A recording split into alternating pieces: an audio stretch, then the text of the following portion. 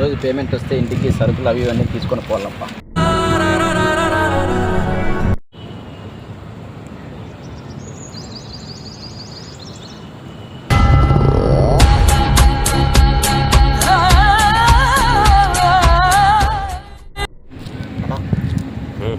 పని అయిపోయింది, నా పేమెంట్ ఇస్తావా?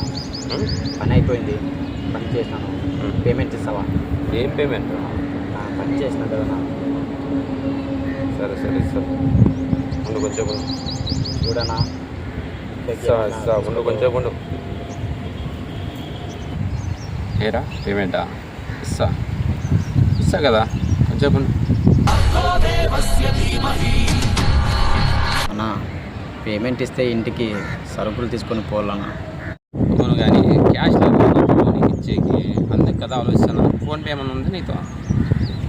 అన్నా నాతో ఉండేది చిన్న సెల్లు నా, ఫోన్పే లేదు నా, క్యాష్ అయ్యన్నా. నాతో ఫోన్పేలో ఉంది, క్యాష్ అయితే లేదు. చేద్దాం సరేలే, వెళ్ళరా ఇస్తావా? నా ఇంట్లో పరిస్థితి ఒక్కటే బాగాలేదన్నా, ఎట్లో గట్లా ఇచ్చేయన్నా. చెప్తానా కదా, మరి చెప్పినప్పుడు ఇస్తా, మళ్ళీ రాపు. చెప్పినా కదా రైస్ అంటే చెప్పిన మాట విన్నాను.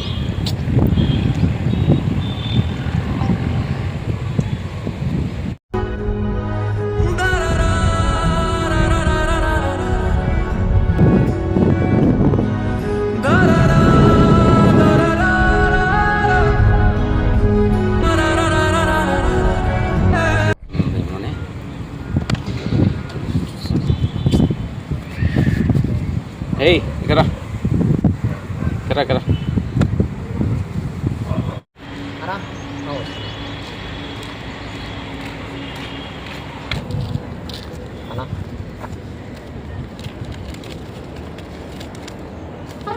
ఇది ఉంది తీసుకొని పో, మీద మళ్ళీ ఇస్తా.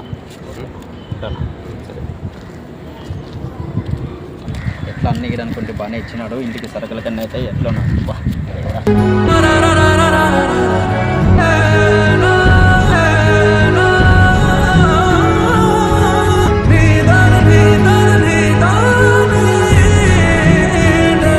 హాయ్ ఫ్రెండ్స్, అందరికీను కష్టపడే ప్రతి ఒక్కరిని మీరు గుర్తించండి. పాపం వాళ్ళు వారం పేమెంట్ వస్తుందని చెప్పి వాళ్ళు దాని మీద డిపెండ్ అయ్యి ఎన్ని అప్పులు చేసుకొని, అంటే వారం అంతా జరగడానికి వాళ్ళు ఇంట్లో ఎన్ని అవస్థలు పడుతుంటారు.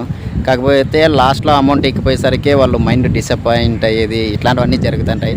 కాకపోతే అమౌంట్ మన కష్టపడే వారం అంతా అమౌంట్ వచ్చిందంటే కొద్దిగా ఆశ ఉంటుందన్నమాట. సండే వారం అంతా వరకు అంతా ఏదో ఒకటి తీసుకుపోదామని అనే ఒక ఆశ చేయకుండా అట్లా చేసిన కూళ్ళు కరెక్ట్ వారానికి ఇచ్చేసినంటే చాలు, వాళ్ళు హ్యాపీ, మేమే హ్యాపీ. ఓకే, కష్టపడే ప్రతి ఒక్కరిని గుర్తించండి. ఓకే, మీకు ఈ వీడియో నచ్చినట్లయితే లైక్ చేసి సబ్స్క్రైబ్ చేయండి, షేర్ చేయండి. ఇట్లో మీ రమేష్ అన్న.